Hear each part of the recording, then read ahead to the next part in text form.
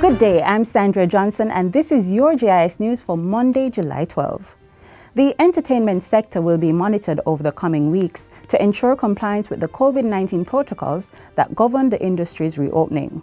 Prime Minister Andrew Holness recently announced the reopening of the sector from July 1 to August 10 with stipulations for the capacity, operating hours and licensing of events in line with the Disaster Risk Management Act. But Minister of Local Government and Rural Development, Desmond McKenzie, says there have since been widespread breaches of the law by industry players. Based on assessments, he says about 600 illegal parties have been held across the island since the special measures were announced. The minister was addressing a special meeting of the Trelawney Municipal Corporation on Thursday. He says government will better monitor activities within the entertainment sector and will clamp down on infractions where necessary. The minister also warned that if persons in the industry fail to comply with the prescribed protocols, government will be forced to take strong action.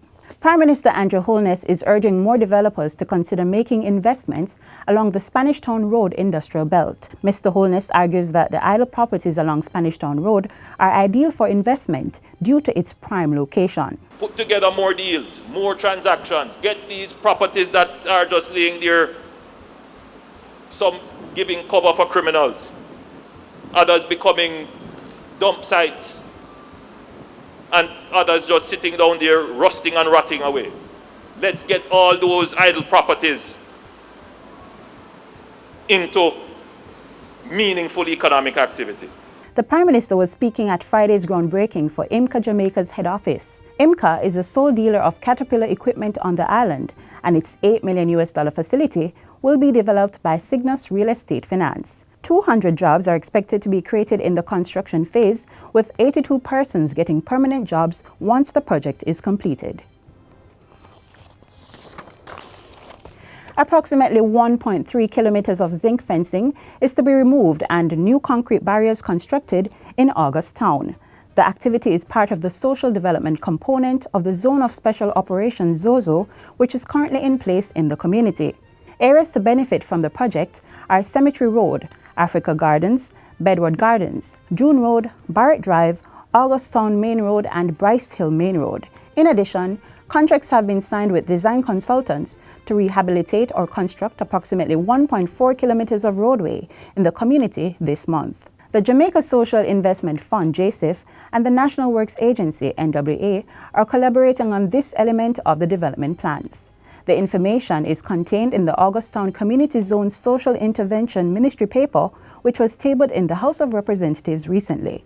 The document indicates that 24 micro-entrepreneurs have completed their business development training through the Integrated Community Development Project. Each entrepreneur has now received equipment with an overall value of $3 million.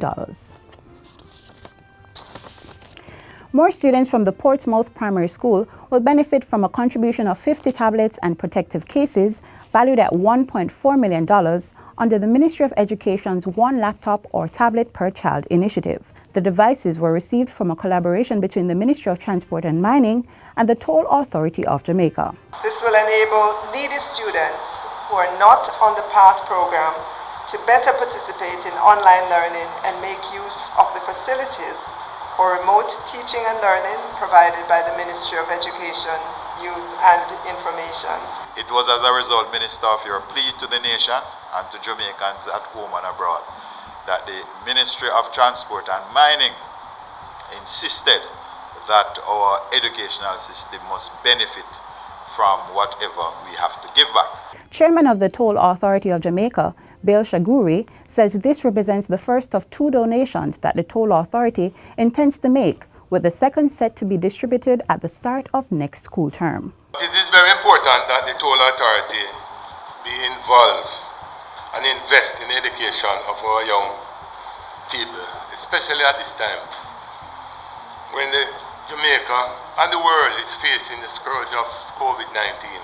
Cabinet has given approval for the revised National Policy for Senior Citizens to be tabled as a white paper in Parliament. Information Minister Favour Williams says Cabinet also noted the Ministry of Labour and Social Security's intent to develop legislation for the care and protection of older persons. The revision of the policy is in keeping with the commitment of the government to implement the comprehensive social protection strategy including adequate safety nets and social protection floor that mitigates the risks to economic and social development. She says the policy will be implemented over a period of 10 years, and the National Council for Senior Citizens will be responsible for monitoring the implementation of the policy and associated programs. And finally, government has plans to roll out a program this summer that will build the values and attitudes of boys and young men.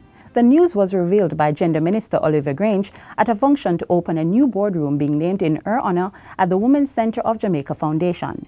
She says the ministry also intends to provide solutions for boys living on the street and to expand programs that meet the needs of young boys and young fathers. We can't leave our young men behind. We're going to have to make sure that we work with them to help them to be better fathers and to be good citizens of Jamaica. And that's it for JIS News today. I'm Sandra Johnson. Thanks for watching.